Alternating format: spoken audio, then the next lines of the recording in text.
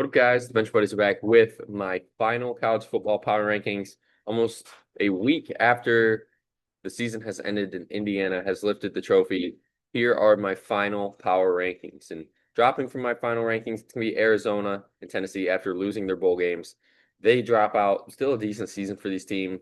Tennessee, especially, I think, kind of right where we thought they would be. 8-4, finished 8-5 after losing to Illinois in their bowl game. And the others receiving votes. You got a lot of teams here, 9 wins, 10 wins, that deserve to be recognized here, and especially those mid majors. San Diego State, UNLV, Hawaii, those Western Michigan, those teams played well down the stretch to get themselves to this position. Then Duke obviously won the ACC, and I don't even want to get started on the new rules for the college football playoff. Georgia Tech, TCU, Illinois, and SMU all won their bowl games to get in this others receiving votes, just missing out. 21 through 25, it's all of the group of five teams here that had a really good season and made my top 25. Old Dominion jumps in after beating USF in their bowl game, finishing 10-3 is a good season for them. Hopefully, they'll be right back in this position next year. Tulane and James Madison didn't really show up to the playoff. They did, but not for long. Tulane just got blown out after the first quarter was already over. James Madison put up a good fight, putting up 34 on that Oregon defense, but definitely outmanned in that one as they fall 6 spots. North Texas jumps up after a wild game against San Diego State, winning that one, going 12-2 on the season. Half of their team's gone to Oklahoma State to follow their coach. Navy at 21 wins against Cincinnati, and I just love that Navy is put together some good seasons here in 2024 and 2025. Going 11-2 this year, destroying Cincinnati in their bowl game, and they got to 21 here on my power rankings to finish the year. Another solid season there for the midshipmen. 16 through 20. I think this is the disappointment teams area. I mean, I guess you could say 3 of the 4 are Big Ten teams. Michigan, USC losing their bowl games. Decent seasons for both these teams. As USC finished 9-4, Michigan 9-4. Iowa wins their game over Vandy. That's why they are ahead of Vandy here in my power rankings. And I think Vandy can still hang their hat on a really good season, 10-3. Obviously wanted to make the playoff. State just missed out there. Just a few better 10-2 teams there. And obviously Miami was one of those teams that got that bid and showed that they deserved it because they went to the national championship. But Iowa seems every year to put up a solid 8-4, 9-3 season heading into a bowl game. They just compete in those bowl games and win. When will I learn my lesson? I don't know. I always pick against Iowa, it seems like, in the bowl games.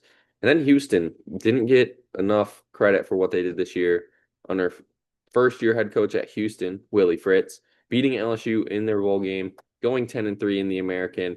Could be a sneaky pick next year to win the American if this team can retain some talent, get a few guys in the portal. Now 11 through 15, you get your first playoff team at 11. It's going to be the Oklahoma Sooners. Losing to Alabama at home, still a solid season, finishing 10-3, but not the result they wanted. Obviously, wanted to win that home game and move on. But now everybody's gone, it feels like, for Brent Venables, and hopefully they can put it all together with a decent recruiting class for 2026. BYU, Utah, those two teams played really well, just couldn't get into the playoff. I believe BYU could have got in with their only losses being to Texas Tech as they beat Georgia Tech in the Pop-Tarts Bowl. That was a great game. Obviously, BYU showed that they are a good team this year, winning that game. Utah destroys Nebraska in their bowl game, getting to 11-2. Obviously, their big news is Whittingham steps down and actually leaves to go to Michigan. That wasn't the plan, but he left to go to Michigan. Speaking of Michigan, Texas beat Michigan in their bowl game. Arch Manning had probably the best game of his career in that one. Showed out.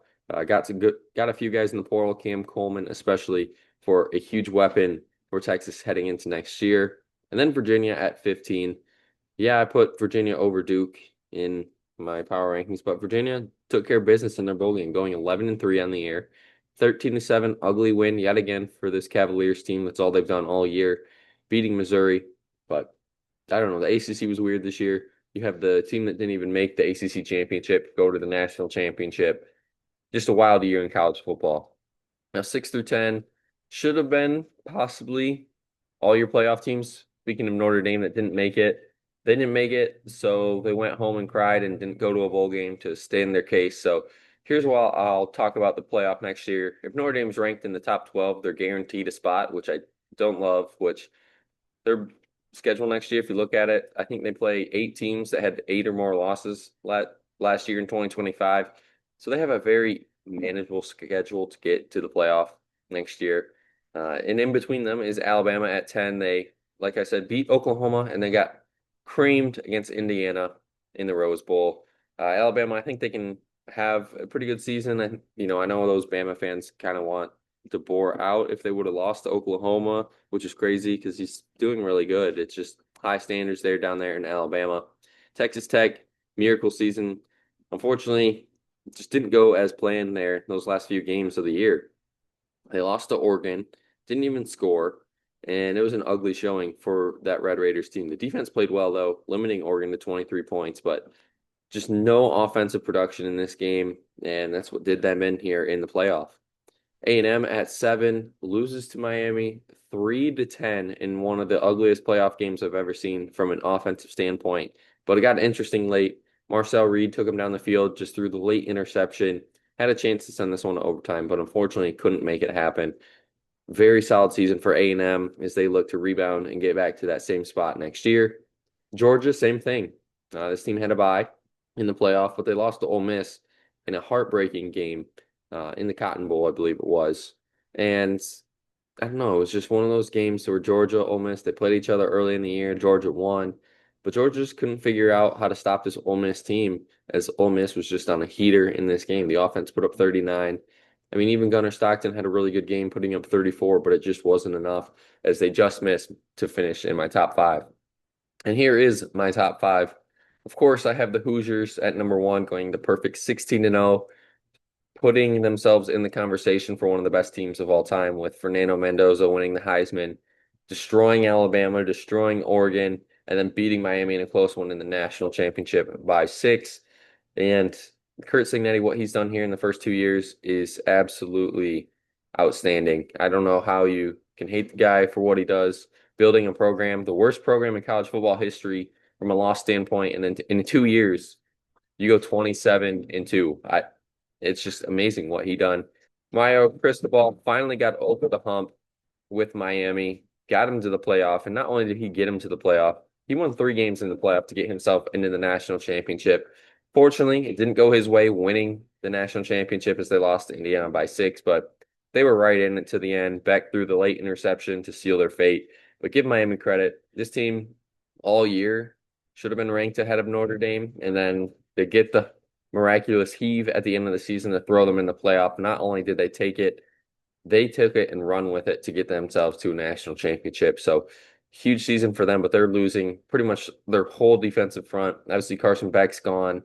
There's just a lot of new turnover here for Miami, so it's going to be interesting to see kind of where we rank this team heading into next year. Ohio State and Oregon in the same boat. Ohio State lost to Miami in their first playoff game by 10. Didn't really show much in that game. It was kind of a disappointing showing for that Buckeyes team, but Ruben Bain and company, they just were able to stop this offensive production from Ohio State all year. So they look to rebound and get to that same spot yet again next year.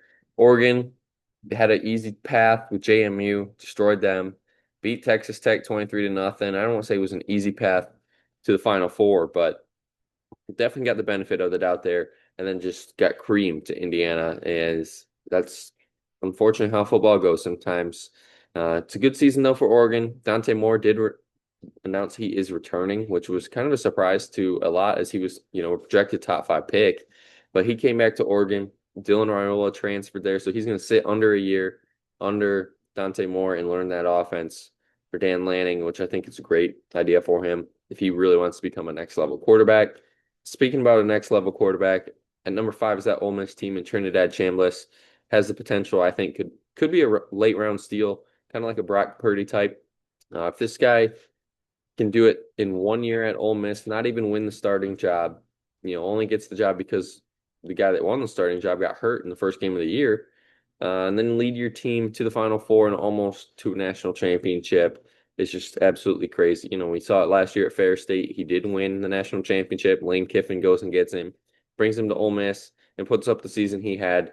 Is remarkable. And Why not take a 6th round, 7th round pick on that guy? That all he knows how to do is win once he steps into the starting spot. That's it for my final power rankings. Make sure you guys subscribe to the channel as we'll be putting out the transfer portal rankings where we kind of have some teams going and some players going and where we think that goes. And then Ty will be joining me here for all the coaching carousel moves now that it's officially over and all the teams have their coaches.